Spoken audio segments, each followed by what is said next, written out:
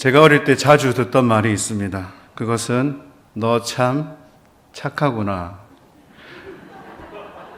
잘생겼다는 말을 들으면 좋겠지만 이제 가장 높은 칭찬이 아니었나. 너 참 착하구나.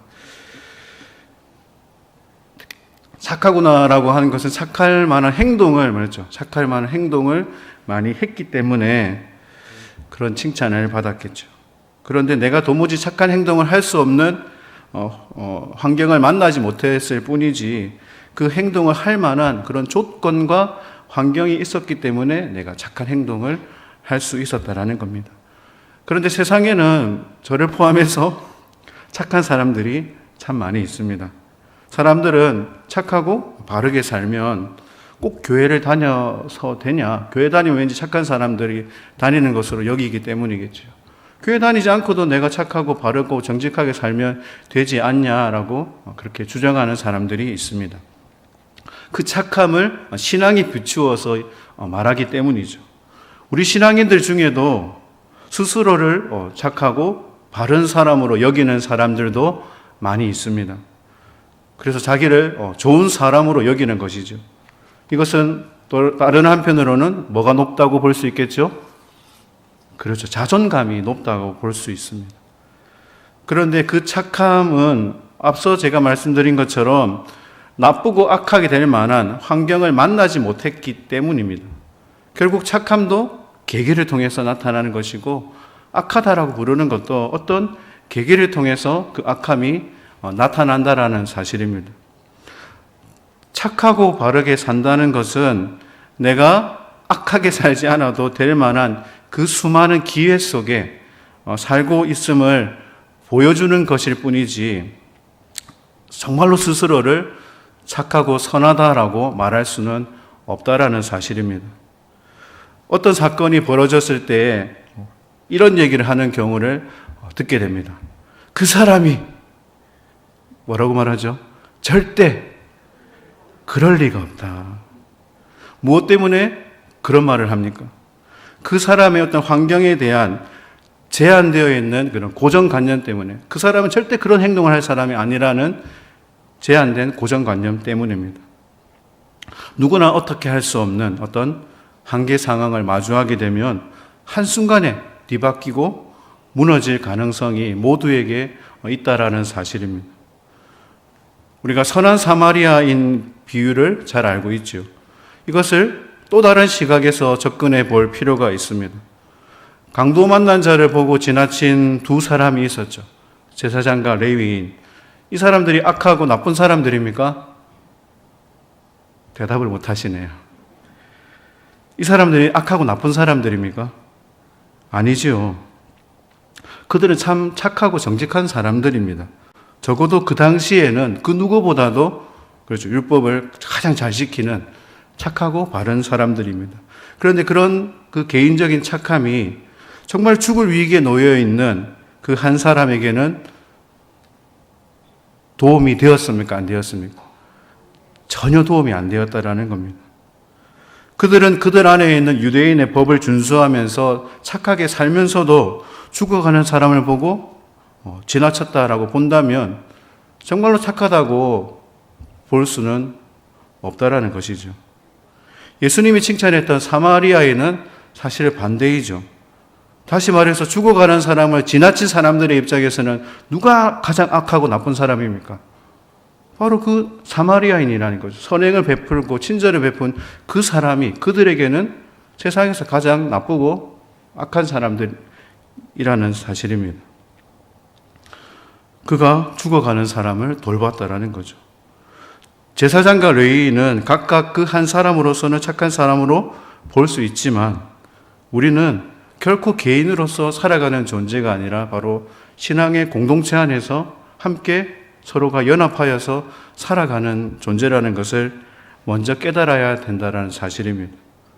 우리가 살면서 다양한 상황들을 만나게 됩니다. 계속해서 우리를 좋은 방향으로 이끌어가면 좋겠지만 그러지 못하는 그런 상황도 우리가 만나게 되죠. 그래서 내가 가진 힘으로 도무지 이겨낼 수 없는 상황을 경험하면서 우리는 그것을 결국 우리의 힘으로 극복하는 것이 아니라 우리를 이끌어 가시는 그 하나님의 손길을 경험하게 된다라는 사실입니다. 그래서 이것이 내 힘으로 되는 것이 아니구나. 내가 사실 착하다고 하는 그 행동들조차 정말 하나님께서 함께하지 않으시면은 이것이 가능한 것이 아니라는 것을 깨닫게 되고, 그 착함만으로 살 수가 없고 오직 복음 안에서 그 복음의 진리로 사는 것밖에 없다라는 것을 우리가 깨닫게 됩니다. 그래서 삶의 모든 출발을 우리는 항상 어디에 두어야 될까요? 바로 하나님께 둘 수 있는 그런 영적인 훈련이 필요하다라는 사실입니다. 믿음의 동의어가 하나 있습니다. 그것은 신뢰라는 단어입니다. 신뢰도 사실 믿음이라는 것이죠. 우리 신앙인의 대부분이 그런 것 같습니다. 신앙생활을 하면서 가장 잘 해야 되는데 가장 잘 못하는 것이 무엇이겠습니까? 바로 하나님을 신뢰하는 것입니다. 힘들고 어려운 상황에 끝까지 하나님을 바라보지 못하는 그 모습이 우리에게 있다라는 거죠. 끝까지 바라본다는 그 다짐 속에서도 뭔가 하나를 걸쳐 넣어야 되죠. 뭔가 하나를 내가 하나 딱 사이드로 빼어놓은 것처럼 뭔가 쥐고 있어야지 될 것처럼 여긴다라는 거죠. 그런데 그것마저도 사라져 버리면 우리는 어떻게 생각합니까? 하나님께서 나를 버리셨구나. 그렇게 생각하기도 한다라는 겁니다. 오늘 성경책이 있으시면 오늘 본문을 가만히 들여다보면서 어떤 글귀가 가장 눈에 들어오는지 한번 말씀을 들여다보시기 바랍니다. 오늘 말씀을 준비하게 된 계기가 제가 매일 아침 큐티 책으로 말씀 묵상을 하는데, 지난 1월 12일 목요일 본문인데 이 마태복음 6장 1절부터 18절까지의 이 말씀이 책자에 있는데 몇 번을 읽다가 계속해서 눈에 들어오는 구절이 은밀한 중에 보시는 내 아버지께서 갚으신다라는 그 글귀였습니다. 문득 여기에까지 오는 지난 시간들을 되돌아보게 되었죠. 여러분들은 오늘에 이르기까지의 삶이 어떠하셨습니까? 개인차는 저마다 있겠지만 저의 지난 시간을 돌아봐도 그러했다라는 거죠. 하나님께서 모든 것을 갚아주셨다라는 거죠. 하나님께서 갚으셨다.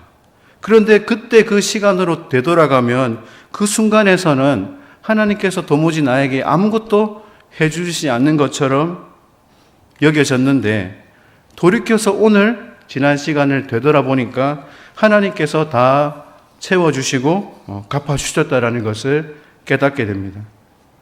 우리가 살아가는 삶의 그 모든 순간순간의 그 모든 행위가 하나님 앞에서임을 확신해야 된다는 것을 깨닫게 됩니다. 오늘 말씀을 또 가만히 들여다보면 예수님께서 크게 2번 반복해서 하시는 말씀이 있습니다. 그것이 바로 하나님께서 갚으신다라는 말씀입니다. 3절에서 은밀한 중에 보시는 너의 아버지께서 갚으시리라. 그리고 6절에서 은밀한 중에 보시는 내 아버지께서 갚으시리라. 3절은 어쩌면 우리의 행위, 우리의 어떤 행동에 대한 것이고 6절은 기도에 대한 것입니다. 행위이든지 기도이든지 하나님 아버지께서 갚으신다라는 것은 우리의 중심을 하나님께서 아시고 우리의 모든 것들이 결코 위선적인 것이 되어서는 안 된다라는 것을 주님이 가르쳐 주기 위함이었죠. 여러분, 그렇다면 위선적인 것이 무엇입니까? 결국 누구에게 보이는 것입니까? 그렇죠. 하나님이 아니라 사람에게 보이는 것입니다. 행위도 마찬가지고 기도도 마찬가지라는 것입니다. 예수님 시대도 동일하고 지금도 마찬가지입니다. 사람에게 보여지는 행동들과 사람들에게 들려지는 것들을 우리는 더 크게 생각한다라는 겁니다. 그러나 주님은 지금도 동일하게 말씀하고 계십니다.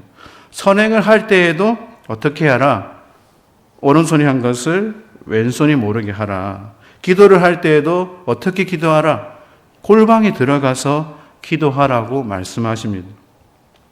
모든 것의 출발이 바로 누구가 아시는 것, 하나님이 아시는 것이 출발이 되어야 된다는 이유가 바로 여기에 있습니다. 우리가 자주 표현하는 말 중에 하나님의 영광을 위한다라는 그런 말을 하게 됩니다. 우리의 삶과 우리가 살아가는 삶의 현장, 그 삶의 자리에 하나님께서 당연히 영광을 받으셔야 하겠지요. 그런데 우리는 사람을 생각하지 않을 수가 없습니다.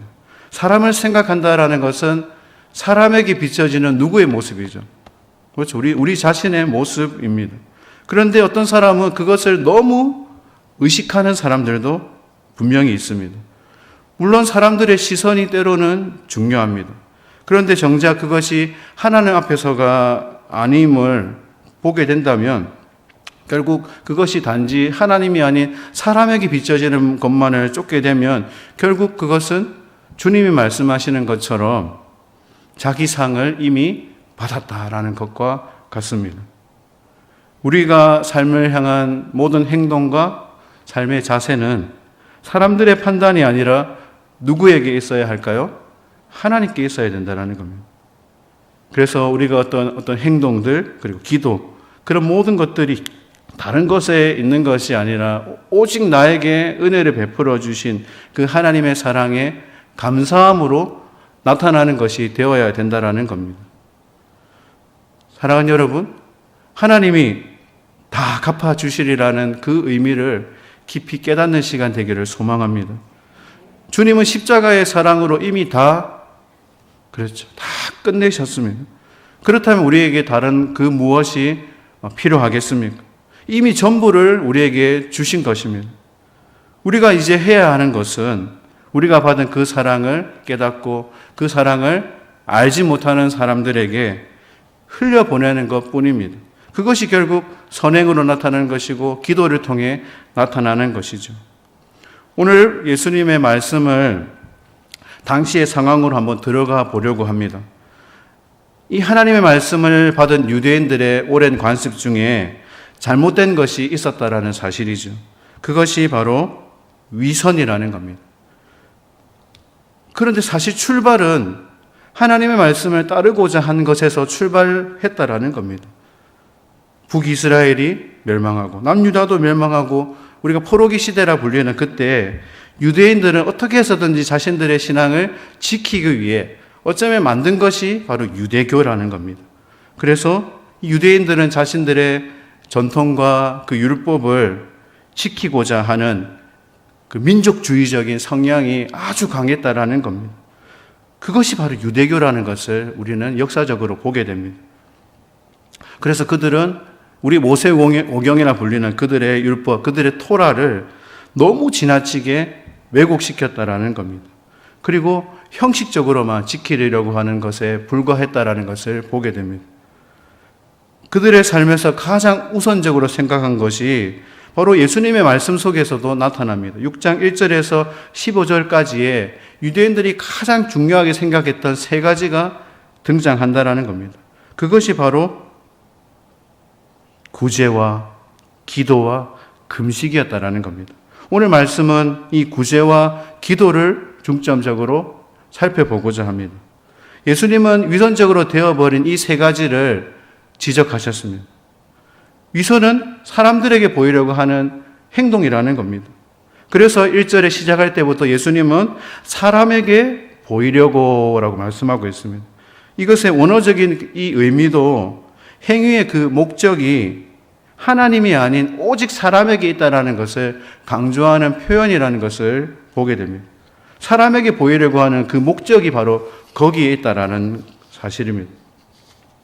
예수님은 제자들에게 그래서 이렇게 말씀하셨죠. 너의 의를 행하지 않도록 주의해라 말씀하셨습니다. 그런데 우리가 계속해서 앞에 말씀을 살펴본다면 예수님의 말씀에 분명히 5장 20절에서 의를 행해야 되는데 어느 정도로 행해야 되느냐? 바로 서기관과 바리새인들보다 더 큰 의를 행해라고 예수님이 이미 말씀하셨다라는 겁니다. 그런데 오늘 말씀에서 의를 행하지 말 것처럼 왜 말씀하셨을까요? 두 말씀이 틀린 말씀일까요?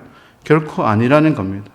앞에서 예수님 5장 20절에서 서기관과 바리새인보다 더 의를 행하는 것은 정말로 주님의 길을 따르게 된 자들이 그 목적이 사람에게 있는 것이 아니라 하나님께 있어야 된다는 것을 강조하는 표현이라는 거죠. 그래서 1절에서 사람에게 보이려고 자기의 의를 행하라는 것을 삼가하라고 처음부터 주님은 사람에게 보이려고 그렇고 우리에게 풀어서 말씀해 주고 있다라는 것입니다. 유대인들은 그 유대교 안에 여러 가지 그 규례들을 만들어서 그것을 지켜야 되는데 그것의 가장 큰 첫 번째가 가장 큰 것이 바로 구제였다라는 겁니다. 그래서 특별히 그 유대인들의 종교 지도자였던 이 서기관과 바리새인들의 행동은 하나님 앞에서가 아니라 오히려 어떻게 해서든 누구에게 더 잘 보이려고 했을까요? 사람이었다라는 겁니다. 서기관과 바리새인들이 하나님 앞에서 행동한 것이 아니라 당시 자신들이 가르쳐야 될 그 유대인들에게 잘 보이려고 그렇게 행동했다라는 겁니다. 그래서 주님은 이 위선이라는 표현과 함께 외식하는 자로 묘사하고 있다라는 겁니다. 이 외식하다라는 것의 원어적인 의미는 꾸미다라는 그런 뜻이 담겨 있습니다. 그래서 이것은 연극 배우를 뜻하는 단어이기도 합니다. 겉과 속이 다른 것으로 사용하고 성경에서 마음과 행동이 다르다는 것을 나타낼 때 결국 자신의 유익만을 쫓는 어떤 부정적인 의미로 사용한 말이기도 합니다. 그들은 많은 사람들이 보는 곳에서 공개적으로 선한 행동들, 구제의 행위를 했고 그것은 결국 자기 자랑이라는 거죠. 정말로 가난하고 소외된 사람들을 돕고자 하는 그 마음에서가 아니라 자기 자랑이 목적이었다라는 겁니다. 예수님께서 왜 그 상을 이미 받았다라고 말씀하셨느냐?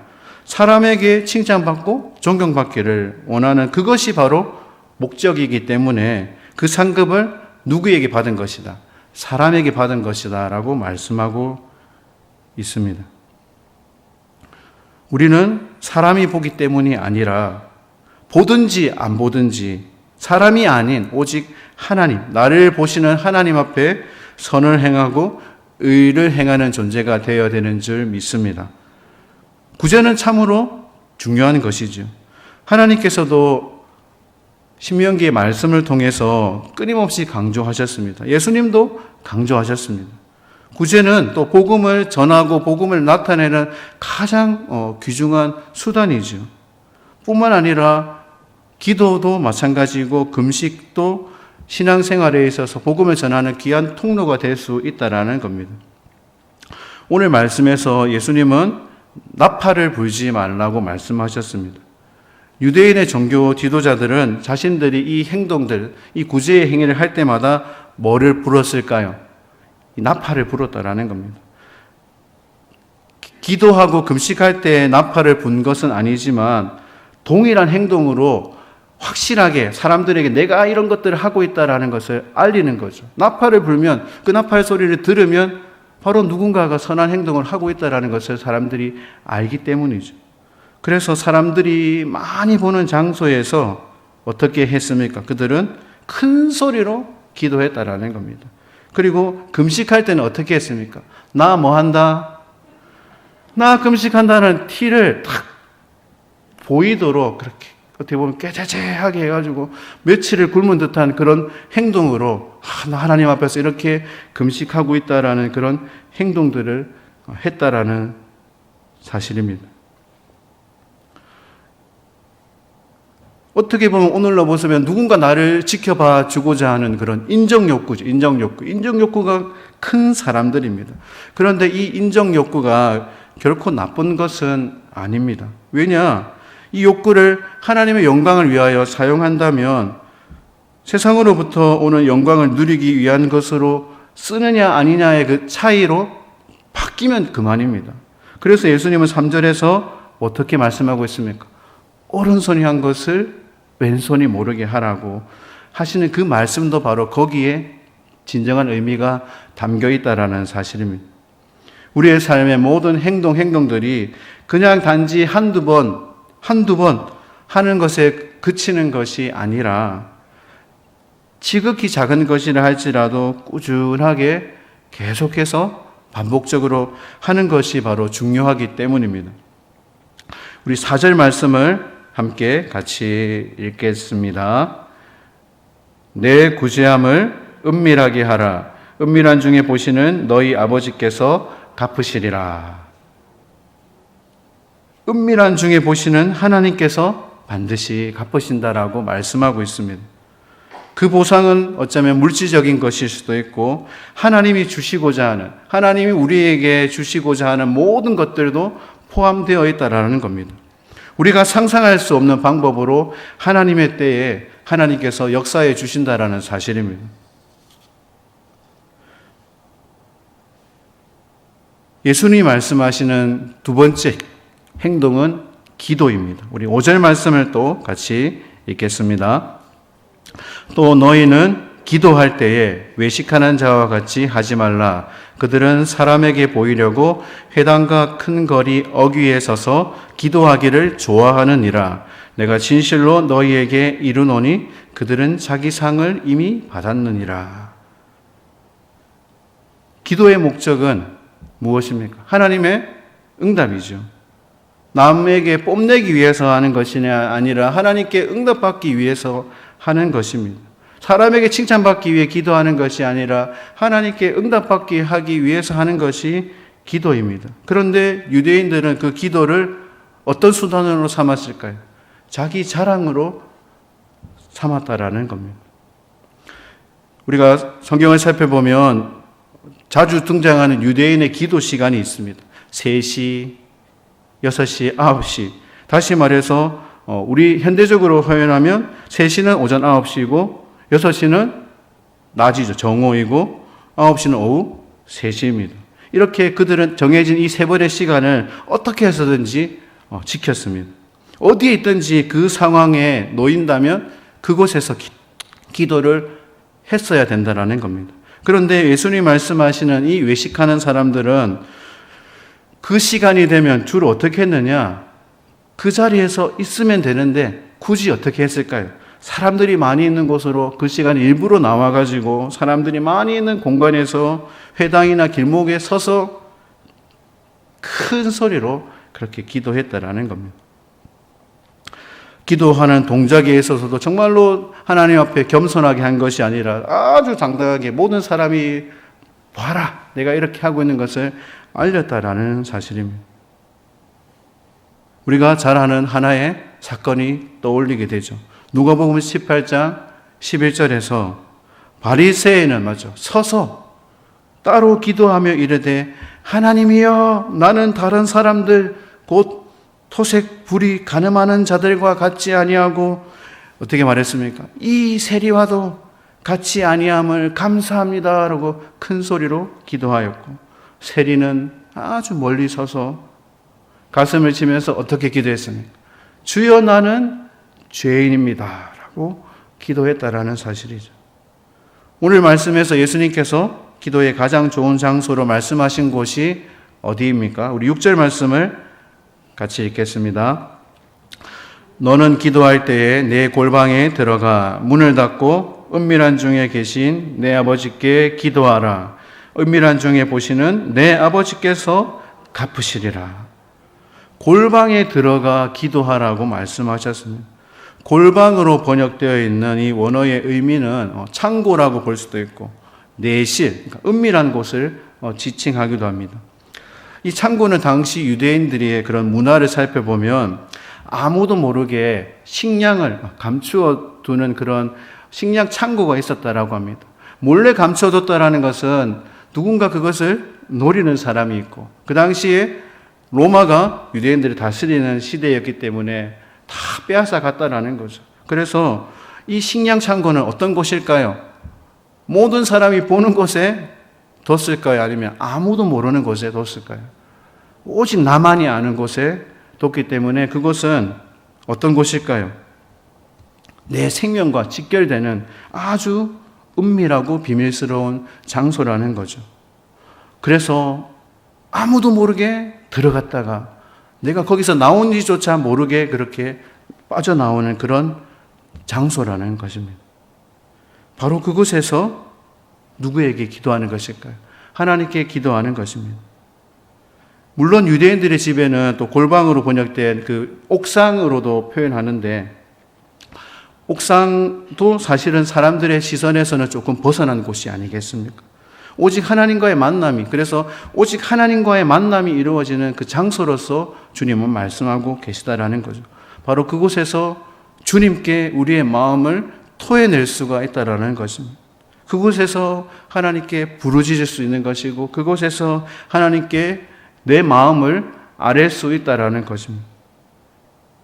예수님께서 기도에 대하여서 강조하시면서 이어서 하시는 말씀이 바로 증언보원하지 말라고 하신 의미도 역시 그것과 같다라는 것이죠. 하나님께 기도를 한다고 열심히 크게 많은 좋은 소리로 온갖 언어를 다 동원해서 그렇게 기도한다고 해도 그것이 하나님이 원하시는 기도가 아니라면 무슨 소용이 있겠냐라는 사실이죠. 결국 주님이 말씀하시는 것과 같다라는 겁니다. 나의 욕심을 채우고 나의 욕망을 채워지고 내 뜻이 이루어지고 사람들에게 그것이 나의 모습이 비춰지기를 원하는 것이 되어서는 안 된다라는 겁니다.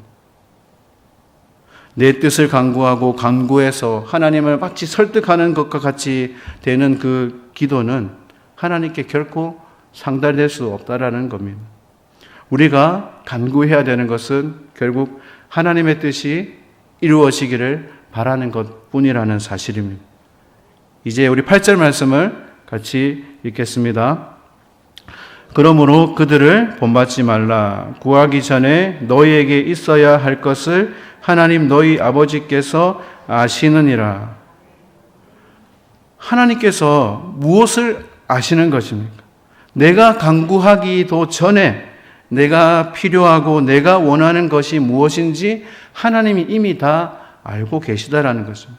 내가 구했기 때문에 너 그것이 필요하구나 하고 그때서야 하나님께서 내 소원을 들어주시는 것이 결코 아니라 하나님은 이미 내가 필요한 것이 무엇인지를 다 알고 계시다라는 사실입니다.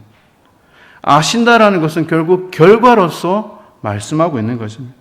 하나님께서 기도하는 우리의 모든 형편을 이미 다 알고 계시다는 것입니다. 우리의 모든 행위를 하나님이 이미 다 알고 계시다라는 겁니다.